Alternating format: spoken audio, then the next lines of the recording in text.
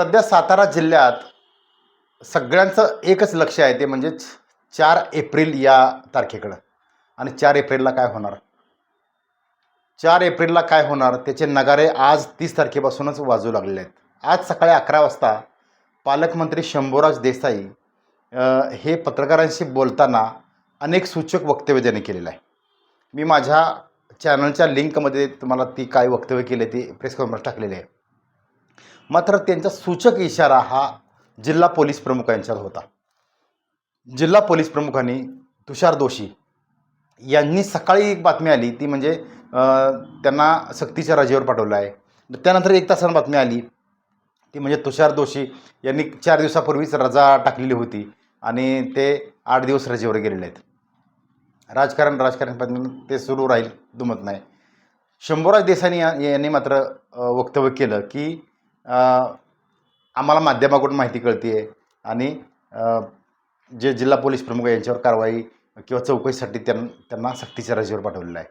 त्यानंतर काय झालं, बरोबर 2:20 ग्रामविकास मंत्री जयकुमार गोरे हे शासकीय विश्रामगृहामध्ये पत्रकारांशी त्यांनी बाईट दिल्या आणि त्यामध्ये खूप मोठं वक्तव्य केलं.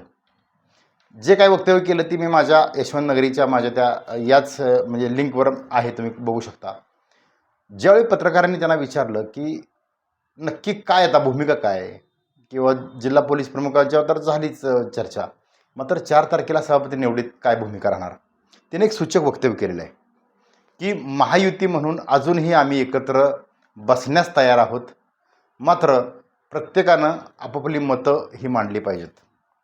मी त्यावरच आज हे विश्लेषण करणार आहे की महायुती म्हणून शांततेनं सगळ्यांनी एकत्र येऊन जिल्हा परिषदेमध्ये अजूनही सत्ता स्थापन करावी आणि गुण्यागोविंदानं हे महायुतीचं जे मॅन्डेट दिलेलं आहे याचा स्वीकार करून सातारा जिल्ह्यामध्ये 4 मंत्र्यांनी 4 दिशांनी या जिल्ह्याचा विकास करावा, अशी ही एक अपेक्षा आहे. नमस्कार, मी विकास भोसले, आपण पाहता यशवंत नगरी न्यूज. हा रोकठोक सातारा या सदरात आपलं स्वागत. गेल्या वेळी रोकठोक सदरामध्ये मी जे भाष्य केलं होतं, भरभरून प्रतिसाद दिला की खरोखर 4 मंत्र्यांनो आम्हाला तुमची आता लाज वाटायला लागलेली आहे. मात्र अनेक गोष्टीचा मी उहापोह केला, लोकांना खूप आवडला, प्रेक्षकांना खूप आवडला, लोकांना आवडला, नागरिकांना आवडला. काही कार्यकर्त्यांना आवडलेला नसेल, थेट त्यांनी कधी नाराजी नाही व्यक्त केली, मात्र त्या कार्यकर्त्यांसुद्धा मी आभार मानतो की त्यांनीसुद्धा हे मान्य केलं की आता सातारा जिल्ह्यात एकत्र येण्याची गरज आहे. आता मुद्द्यावर येऊया आपण. सातारा जिल्हा परिषदेच्या सभापतीच्या निवडी या 4 एप्रिलला होत आहेत. आता 4 एप्रिलला या दोन्ही आज मंत्र्यांनी दिलेल्या स्टेटमेंटनुसार पुन्हा एकदा द्वंद्वयुद्ध पाहायला मिळेल का? तर मला वाटत नाही. हे पुन्हा एकदा सातारा जिल्ह्यामध्ये महायुतीचं अंतर्गत कुस्ती पाहायला मिळेल.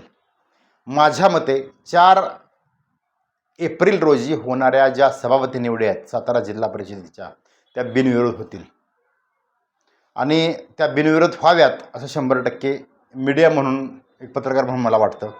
त्याची कारणं मी तुम्हाला सांगणार आहे.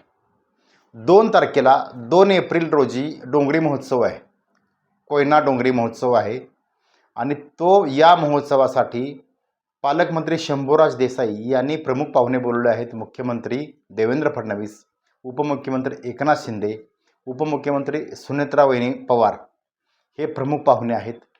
तर प्रमुख उपस्थितीमध्ये सुद्धा मकरंद पाटील, जयकुमार गोरे या सर्वांना ते निमंत्रित केलेलं आहे. म्हणजेच डोंगरी महोत्सवाच्या निमित्तानं 2 एप्रिलला मुख्यमंत्री आणि उपमुख्यमंत्री सातारा जिल्ह्यामध्ये येत आहेत आणि लगेच काही तासामध्येच जिल्हा परिषदेचे सभापती निवडले आहेत. आणि यामुळं या विषयावर पडदा पडण्याची अधिक शक्यता आहे, किंबहुना पडदा पडलासुद्धा असेल. ज्या अर्थी सर्व नेते, सर्व मंत्री आक्रमकता त्यांनी कमी केलेली आहे. शंभूराज देसाईंनीसुद्धा, जयकुमार गोरेंनीसुद्धा आणि शिवेंद्रसिंहराजे भोसले यांनी तर एक शब्दसुद्धा काढला नाही आणि मकरंद पाटील यांनीसुद्धा एकही शब्दसुद्धा या विषयावर, जिल्हा परिषदेच्या विषयावर एकही शब्द काढला नाही. याचा अर्थ असा आहे की महायुती एकत्र येऊन या जिल्हा परिषदच्या सभापतीच्या निवडी करेल. आता या निवडी कुठल्या कुठल्या आहेत ते तुम्हाला सांगतो. जिल्हा परिषदच्या आता अध्यक्ष झाल्या डॉक्टर प्रिया शिंदे आणि उपाध्यक्ष राजू भैया भोसले हे उपाध्यक्ष झाले आहेत. त्यानंतरची घडामोड जी काही विधानभवनात झाली ती सर्वांना माहिती आहे. कोर्टातसुद्धा जाण्याची साधारणतः राष्ट्रवादी आणि शिवसेनेकडून जाहीर करण्यात आलेली आहे, तीसुद्धा प्रोसेस काय होईल माहीत नाही. जरी घोषणा केलेली असली तरी पुढचे टप्पे काय आहेत त्यांचे काय अजून आमच्यापर्यंत कल्पना नाही. मात्र महिला बाल कल्याण समिती सभापती आहे, महिला बाल कल्याण, समाज कल्याण सभापती आहे, अर्थ, शिक्षण आणि कृषी असे 4 सभापती आहेत. माझ्या अंदाजानुसार जिल्हा परिषद अध्यक्ष उपाध्यक्ष हे भाजपकडे साधारणतः आता गेलेलं आहेच, आणि 4 जे राहिलेले सभापती आहेत ते 2 राष्ट्रवादी आणि 2 शिवसेनेकडे जाण्याची अधिक शक्यता आहे, बिनविरोध. या सर्व घटनेला भारतीय जनता पार्टी विरोध करणार नाही असं एकंदरीत सध्याचं तरी चित्र एक मीडिया म्हणून माझं व्यक्तिगत मला वाटतं, आणि ते सातारा जिल्ह्यासाठी खूप हितावह आहे. कारण एकमेकाला जर भांडत बसले तर मुळात सातारा जिल्ह्याचा विकासात्मक जो दृष्टी आहे ती पूर्ण होऊ शकणार नाही. हे मी गेल्या वेळेसुद्धा माझ्या विश्लेषणात सांगितलेलं आहे. आता नुकतीच काही महिन्यामध्ये सातारा जिल्हा मध्यवर्ती सहकारी बँकेची निवडणूक येते आहे. यामुळं या निवडणुकीच्या दृष्टीनं सुद्धा हे जरी आत्ता एकमेकाशी भांडत जरी असले तरी काही महिन्यानंतर हे एकत्र येऊनच जिल्हा बँकेमध्ये सत्ता स्थापन करण्याच्या दृष्टीनं वाटचाल करणार आहेत. म्हणजे जिल्हा बँकेमध्ये महायुती विरोधात महाविकास आघाडी असं चित्रसुद्धा आगामी काळामध्ये दिसून येऊ शकतं. याचा अर्थ असा आहे की झालं गेलं गंगेला मिळालं अशी साधारणतः मेंटॅलिटी सर्वच 4ही मंत्र्यांची असावी असे एकंदरीत त्यांच्या बॉडी लँग्वेजवरून दिसतंय.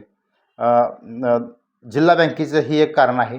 त्यानंतर नुकताच आता जिल्हा नियोजन समितीची निवडणूक आता समोर येते आहे. जिल्हा नियोजन समितीमध्ये एकूण 40 जागा आहेत एकूण, आणि या 40 जागेमध्ये विशेषतः एकूण मतदान आहे 426, म्हणजे जिल्हा परिषद, पंचायत समिती आणि नगरपालिकांचं हे मतदान असतं. यामध्ये जिल्हा परिषदेचे 65 सदस्य मतदान करणार आहेत, तर नगरपालिकेचे 233 हे नगरसेवक आणि 9 नगराध्यक्ष असे एकूण हे मतदान करणार आहेत. तर नगरपंचायतीचे 119 सदस्य असे एकूण 426 मतदान आहे जिल्हा नियोजन समिती जी असते. मात्र विषय असा आहे की जिल्हा नियोजन समितीचा जो प्रमुख असतो तो पालकमंत्री असतो. पालकमंत्री शंभूराज देसाई यांच्या अध्यक्षतेखाली ही जिल्हा नियोजन समिती असते, आणि सातारा जिल्ह्यामध्ये येणारा जो विकास निधी आहे याचं डिस्ट्रीब्युशन साधारणतः या जिल्हा नियोजन समितीच्या माध्यमातून केलं जातं. आता मोठी कसरत आहे ती म्हणजे सातारा जिल्हा परिषदेमध्ये एकूण 33 सदस्य हे जिल्हा नियोजन समितीमधून मध्ये घेतले जाणार आहेत. त्यामध्ये 17 पुरुष आणि 16 महिला असं साधारणतः ही परिस्थिती आहे. मात्र हा जर वाद राहिला मोठ्या प्रमाणात, जर जिल्हा परिषदेमध्ये जर मोठ्या प्रमाणात वाद निर्माण झाला तिन्ही पक्षांचा, तर मात्र याचा थेट परिणाम जिल्हा नियोजन समितीवर पडेल आणि तसा थेट परिणाम जिल्ह्याच्या विकासावर होईल. यामुळं सातारा जिल्ह्याचा जर एकंदरीत जर विचार करायचा झाला, शांततामय सहजीवन म्हणतो राजकीयदृष्ट्या, आणि महायुतीमधीलच कलगीदुरा जर संपवायचा असेल तर सध्या 4 एप्रिलच्या ज्या निवडी आहेत त्या बिनविरोध करणं, भाजपने सुद्धा 2 पावले मागे सरून या सभापती निवडीमध्ये आपलाच लहान भाऊ आहे राष्ट्रवादी, आपलाच लहान भाऊ आहे शिवसेना, या सर्वांना सोबत घेऊन जर हे 5 वर्षाचा कार्यकाल जर पूर्ण केला तर खूप महत्त्वाच्या घडामोडी घडू शकतात. आता दुसरा मुद्दा राहतो, जर सभापती निवडीच्या वेळी जर 3 पक्ष एकत्र आले तर पुढचं भवितव्य राष्ट्रवादी आणि शिवसेनेला काय? तर यावेळीसुद्धा कदाचित अध्यक्ष उपाध्यक्ष काही वर्षासाठी सुद्धा फेरफार होण्याची अधिक शक्यतासुद्धा नाकारता येत नाही. म्हणजे मी हे वेगळं विश्लेषण का करतो आहे, तर सातारा जिल्ह्याचा जर सगळ्या दृष्टीनं विकास करायचा असेल, एका पक्षाचा एक मंत्री वेगळा विचार करू शकतो, दुसऱ्या मंत्र्याचा वेगळा विचार करू शकतो, मात्र शासन मात्र एकच आहे. याचा विचार सारासार विचार सर्वांनी करणं गरजेचं आहे. कारण एकमेकाच्या शिवाय एकमेकाला पर्याय नाही. जरी जिल्हा परिषद वेगळ्या तुम्ही विचारांना जरी लढत असला तरी एकमेकाला प्रत्येक गोष्टीमध्ये, प्रत्येक मतदारसंघातल्या अडचणीमध्ये एकमेकाशिवाय पर्याय नाही. जर ही दरी वाढत गेली तर त्याचा थेट परिणाम हे सातारा जिल्ह्याच्या विकासावर होईल, एवढं मात्र मीडिया म्हणून वाटतं. एकंदरीत काय तर 4 एप्रिल रोजी होणाऱ्या या जिल्हा परिषदेच्या सभापती निवडीकडे सर्वांचं लक्ष आहे. मात्र एकंदरीत 4 जे मंत्री आहेत, शिवेंद्रसिंहराजे भोसले, शंभूराज देसाई, जयकुमार गोरे आणि मकरंद पाटील, या चौघांचं जर बॉडी लँग्वेज पाहिलं, बोलण्याची पद्धत जर पाहिली तर खूप मवाळ पद्धतीनं हे सर्व नेते बोलू लागलेले आहेत.